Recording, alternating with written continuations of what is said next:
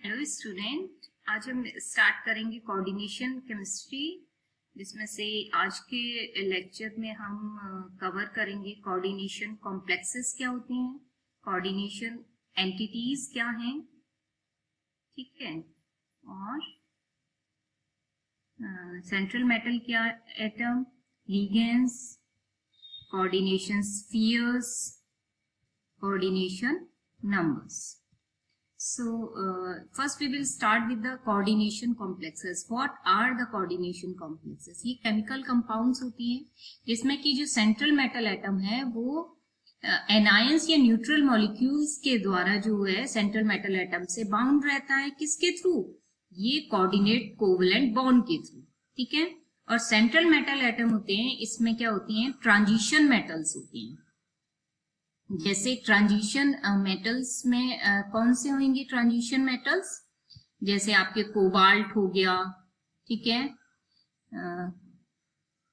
Cobalt हो गया, nickel हो गया, कॉपर हो गया, जिंक हो गया, मरकरी हो गया, पैलेडियम हो गया, प्लेटिनम. तो इनके साथ में जब लिगेंड जो होते हैं कॉम्प्लेक्स बना लेते हैं तो उन्हें हम बोलते हैं कोऑर्डिनेटेड कॉम्प्लेक्स. जैसे मैंने यहाँ एक आपको एग्जाम्पल दे रखा है, कोबाल्ट का कॉम्प्लेक्स है जो कि जिसमें अमोनिया और Cl2 जो है ये क्या है, इसमें एज ए लिगेंड यूज किए गए हैं, ठीक है. और ये जो कोऑर्डिनेशन कॉम्प्लेक्सेस होते हैं या कंपाउंड्स होते हैं, ये अपनी जो आइडेंटिटी को है, जब इन्हें वाटर में भी डिसॉल्व कर दिया जाता है तो भी ये अपनी आइडेंटिटी को क्या करते हैं, रिटेन करते हैं, वैसे ही सेम रखते हैं अपने, इनमें चेंज नहीं आता है, ठीक है.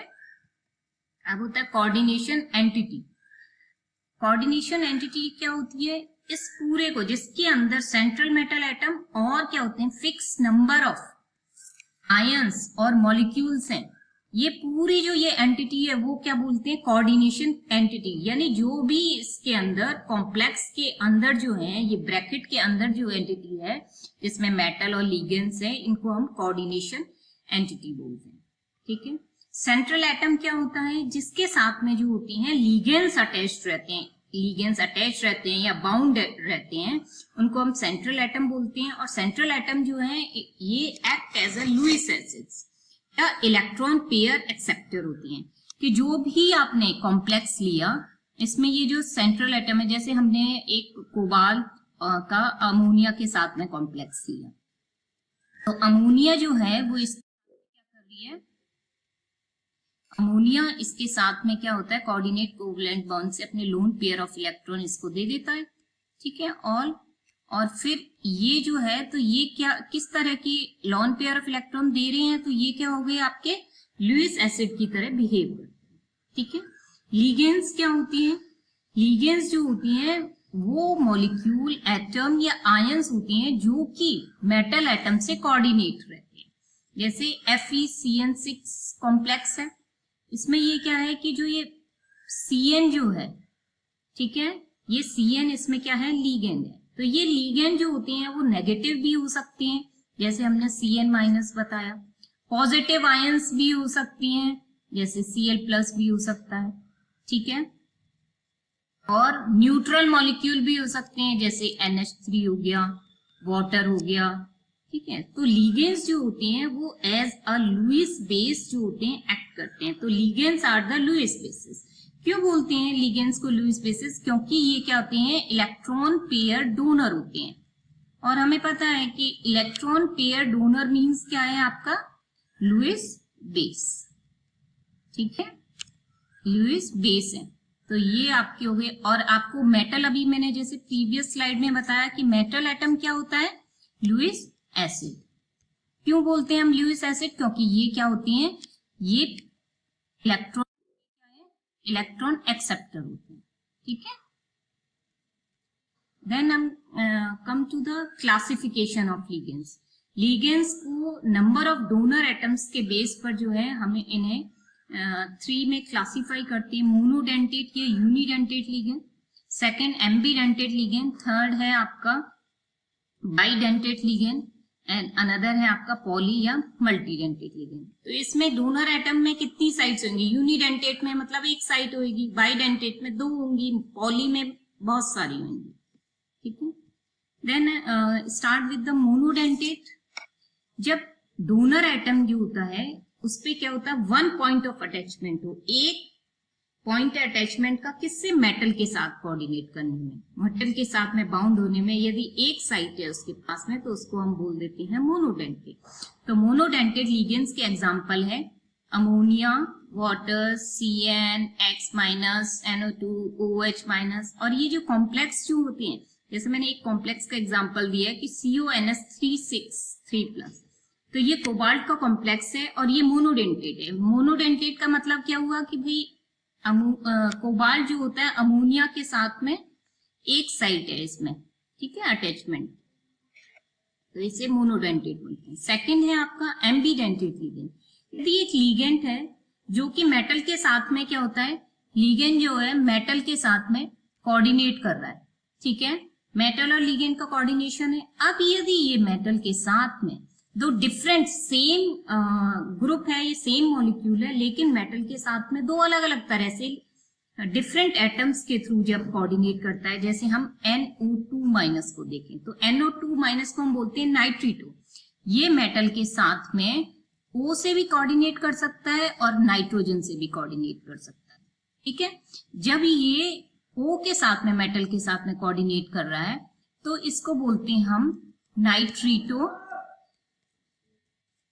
O, ठीक है। और जब ये मेटल N के साथ में जो है कर रहा है तो इसको बोल देते हैं हम नाइट्रिटो S, ओके।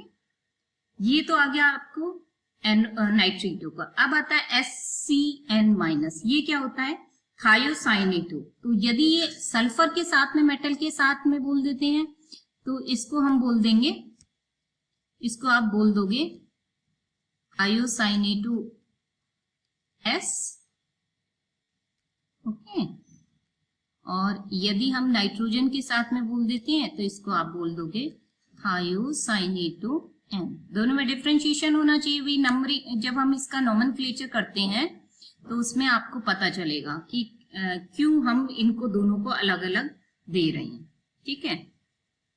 अब क्या है कि आपको यदि CN- दे रखा है, उसमें CN- है तो उसके लिए आप क्या यूज करोगे, CN- है तो आप जैसे CN जो है वो तो हो गया आपका साइनो, ठीक है, और NC जो है वो क्या हो जाता है आपको आइसोसाइनो, ठीक है।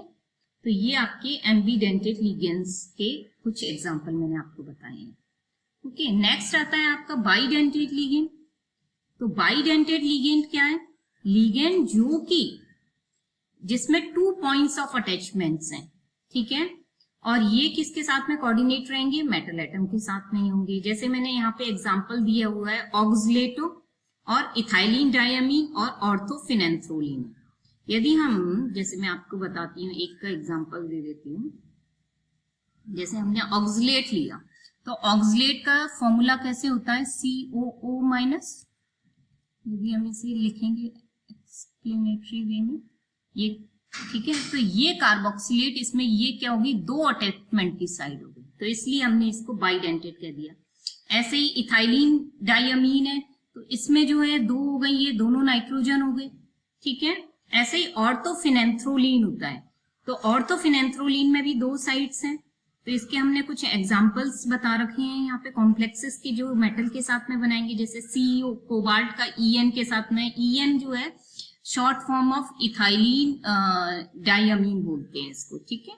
और C2O4 जो होता है ऑक्सलेट आयन हो गया। और यहाँ पे आयरन का एक कॉम्प्लेक्स है जिसमें अमोनिया भी है और ऑर्थोफिनेंथ्रोलिन, दोनों ही इसमें लिगेंड्स है, ठीक है। Next come to the polydentate ligands होते हैं। पॉलीडेंटेट लिगेंड्स वो होती हैं जब क्या होता है, डोनर एटम मोर देन 2 होते हैं, ठीक है, और we can say the points of attachment है, ओके। तो ये जो है इसके एग्जांपल है EDTA या EDTA।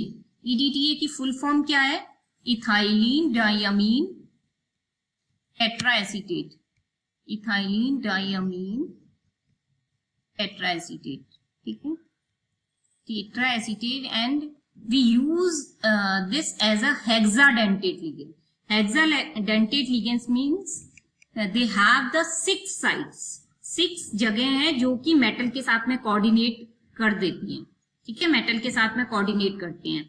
ये इसकी स्टडी हम वाटर केमिस्ट्री में भी देखते हैं कि ये मेटल के साथ में क्या होता है, EDTA जो होता है वो कॉम्प्लेक्स बना लेता है, और ये जो है, ये जो जब EDTA मेटल के साथ में कॉम्प्लेक्स बनाता है तो हम उनको कॉम्प्लेक्सेस को बोलते हैं चीलेट कॉम्प्लेक्स बोलते हैं, ठीक है। और चीलेट कॉम्प्लेक्स जो होती है ये एक रिंग टाइप की स्ट्रक्चर होती है जिसमें क्या है, मोर देन 2 साइड्स होती है, अटैचमेंट होती है। तो जो भी लिगेंड्स होंगे जिसमें मोर देन 2 साइड्स होंगी, they will form the चीलेट complexes with the metals. यहाँ मैंने एक आयरन EDTA का कॉम्प्लेक्स भी बताया आपको। Okay, now we come to the coordination sphere.